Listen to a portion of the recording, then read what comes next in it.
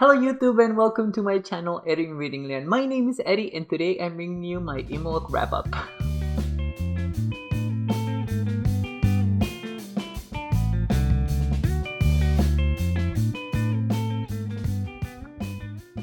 Okay guys, like I was saying in the introduction, I'm going to bring you my Imbolc wrap up, and that means that I've used these decks from Imbolc all the way to Ostera, so I'm already using the new decks. But I did not use any Oracle decks this time round.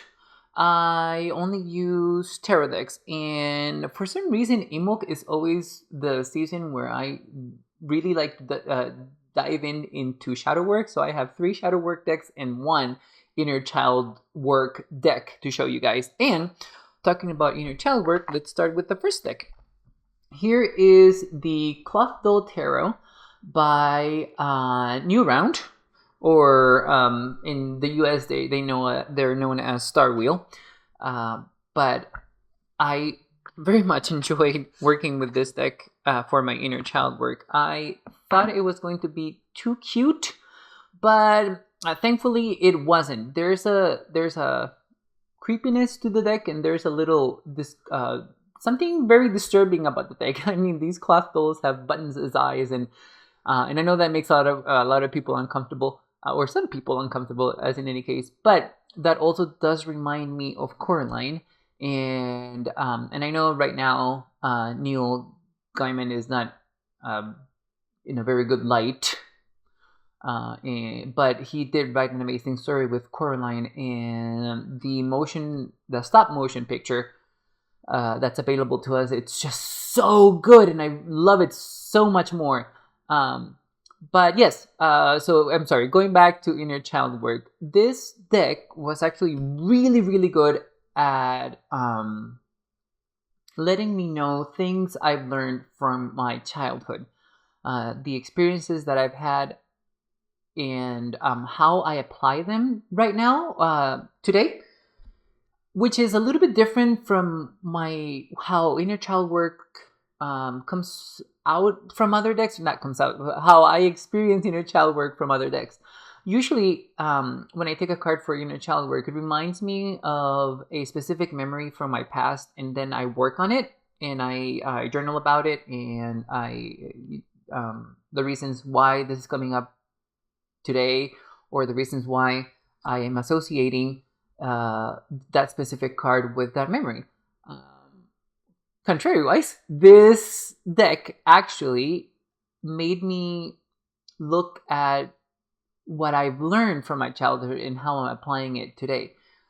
It's so it's more like a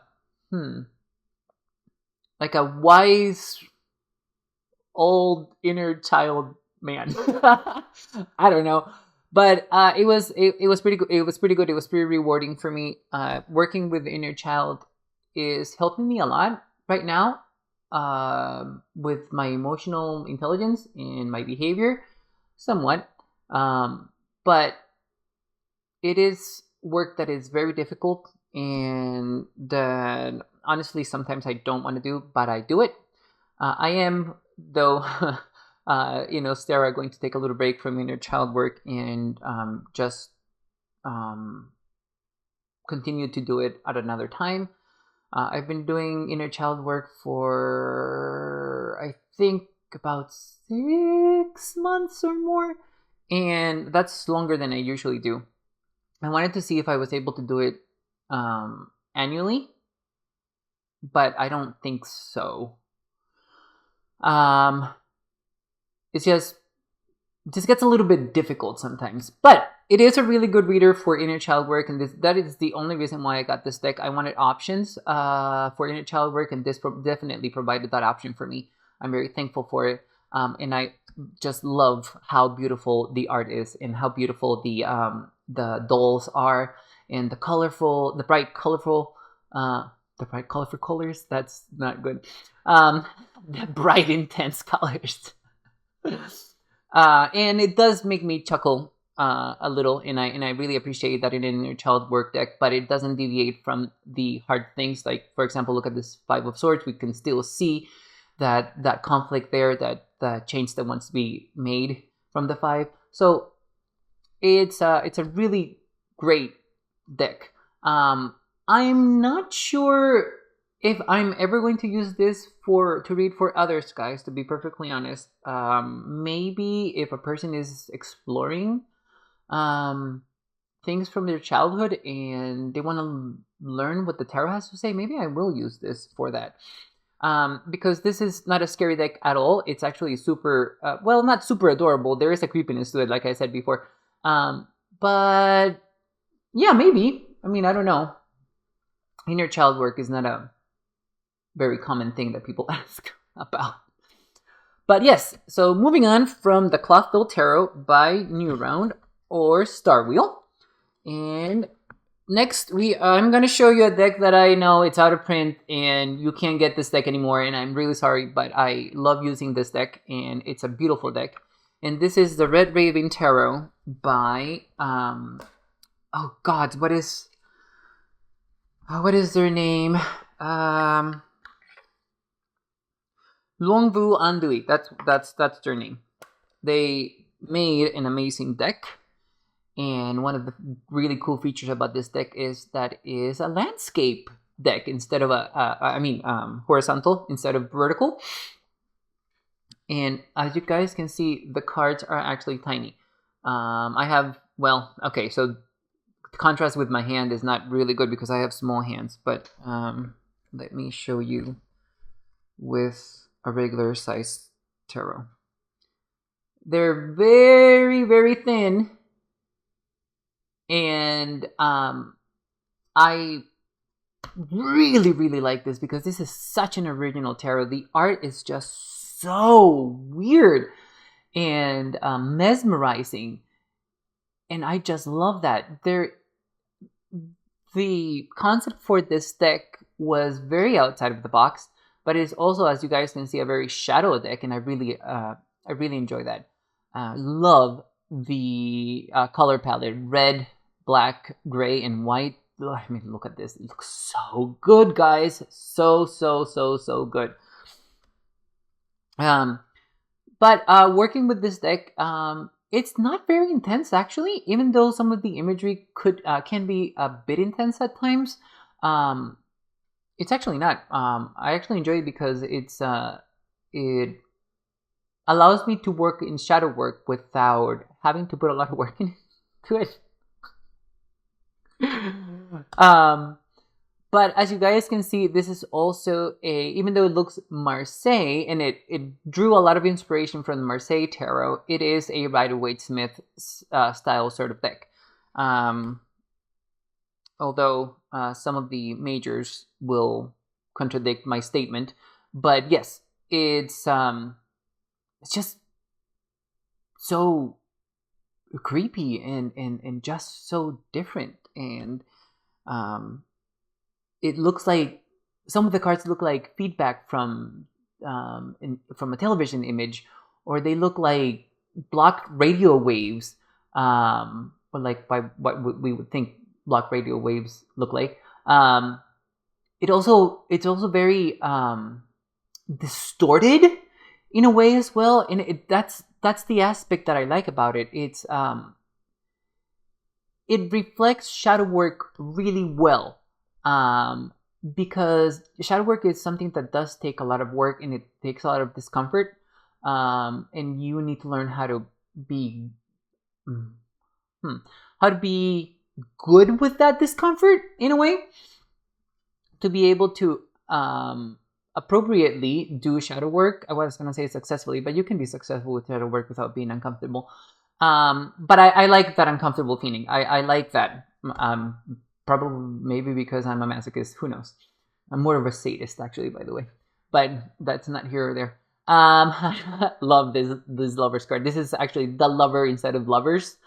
But I just love this completely just disorganized sort of energy, this chaotic energy that the Lover is bringing. It's just, it's so good, so intense. I love it very much. It's so good.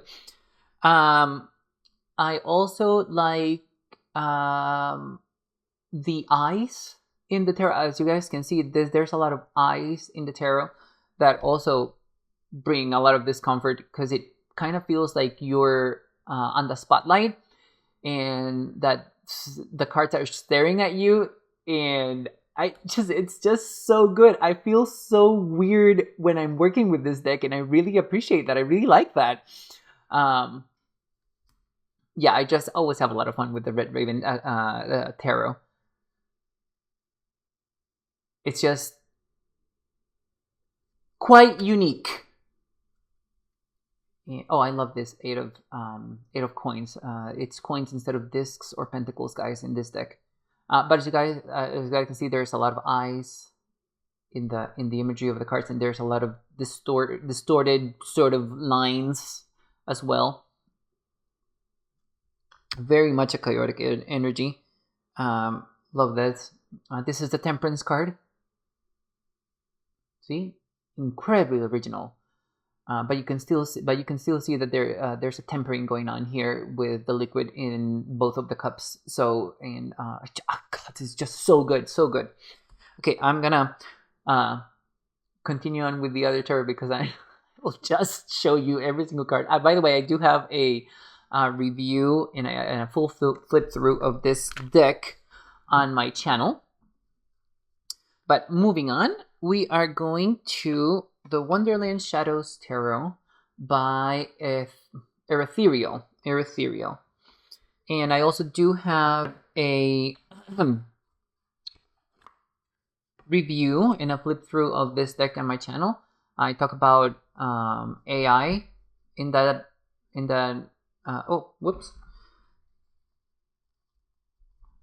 that video.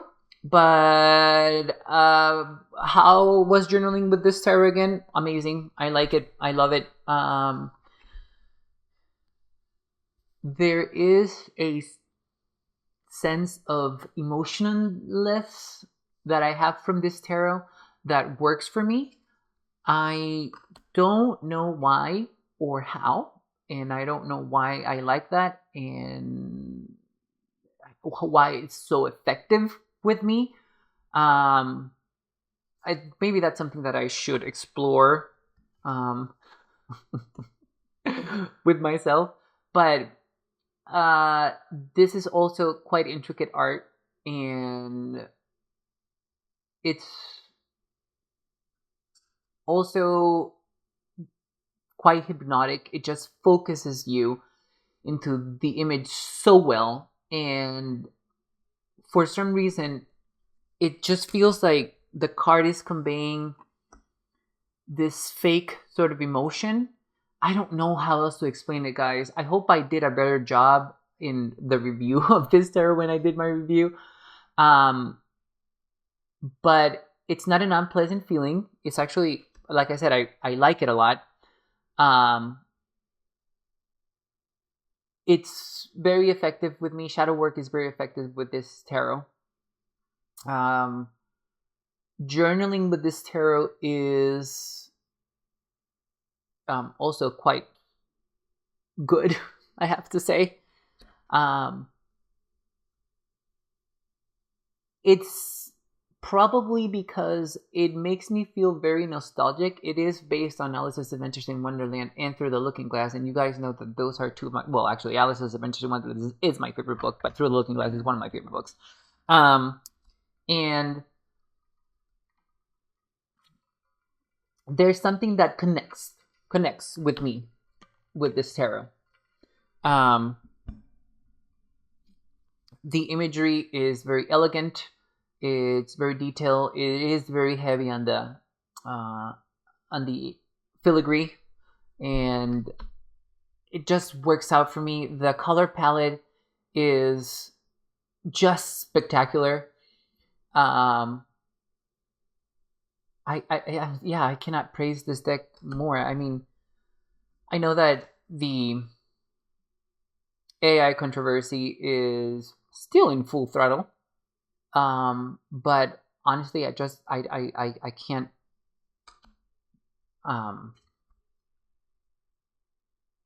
I don't know. I can't say any bad things about this deck, because it's just, I am able to use it quite well. I like it. I'm never going to use this deck to read for others because it, as you guys can see, it's quite scary and some of the imagery is very disturbing, but it works out for me. So yeah. Oh, by the way, look at this strength card. So good. I love that. Love that. But yeah, okay, moving on, because I want to talk about the next tarot, and that is Ms.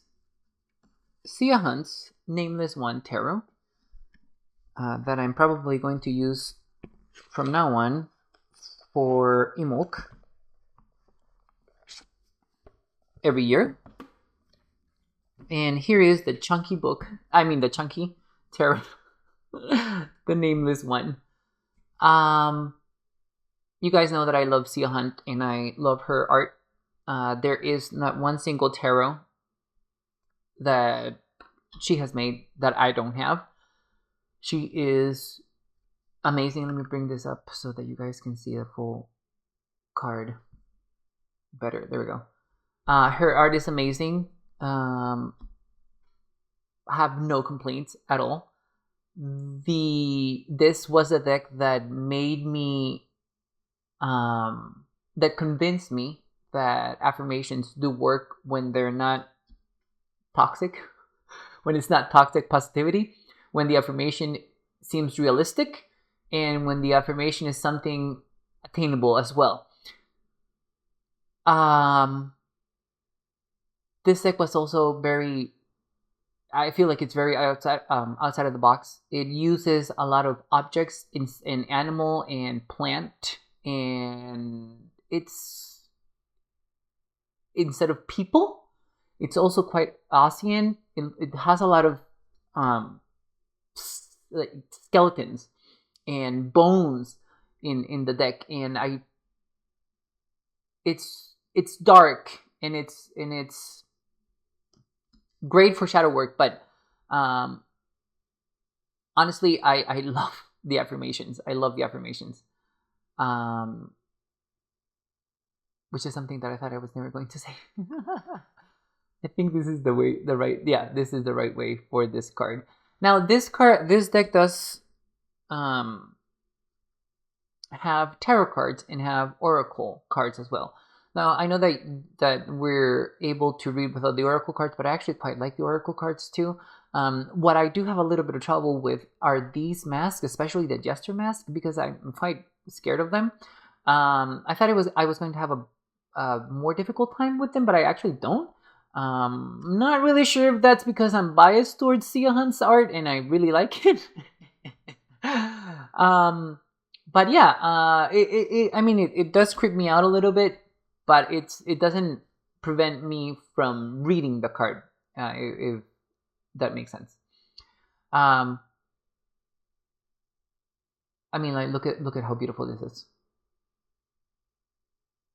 It's just, yeah, I don't know. I think I'm never going to be able to say anything negative about CS decks ever.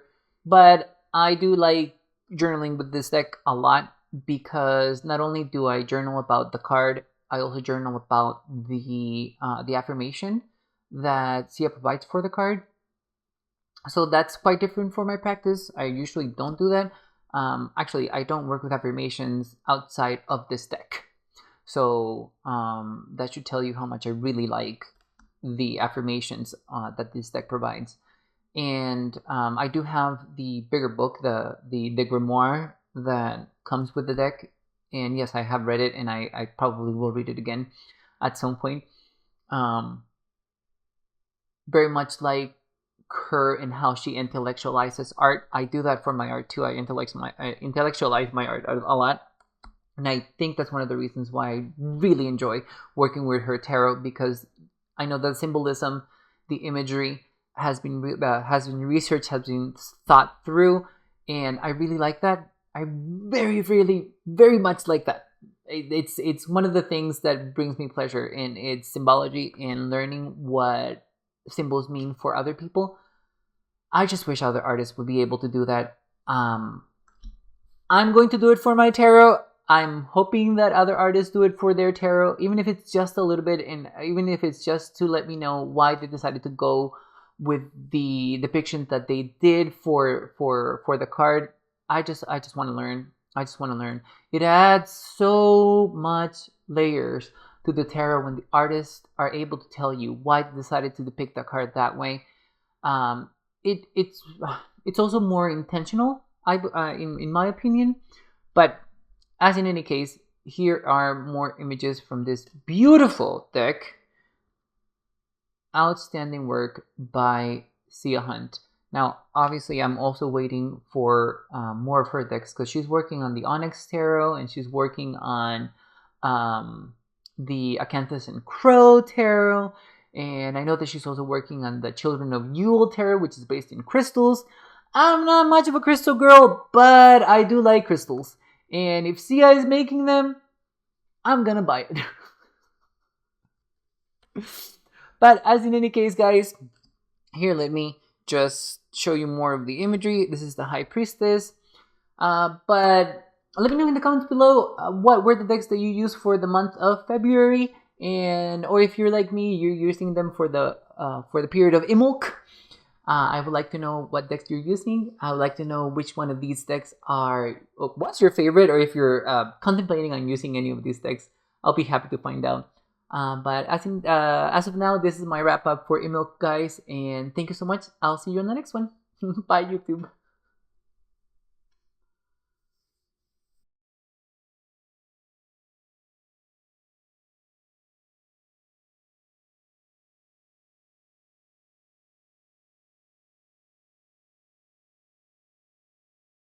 Imbolc wrap up, and that means that I've used these decks from Imbolc to. You did that cut. Could you start again? Wow. Yeah. You're being very. I just need the class. It's just one thing I asked for. Besides you being hot and sexy and handsome. I'm already hot, sexy, and handsome. I know, but you can ask a little more nicely. No, I had to interrupt you.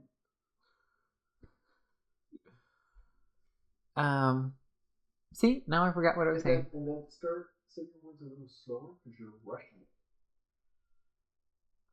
Maybe you need to go into the bedroom. Yeah. Okay, so please stop it. I'm just blocking you out. Block. I love you. Mm-hmm. What do you say back? I love me too. That's what I say back. And you mean it when you say it. I mean it with all of my heart. You don't have a heart. Well, you know me best.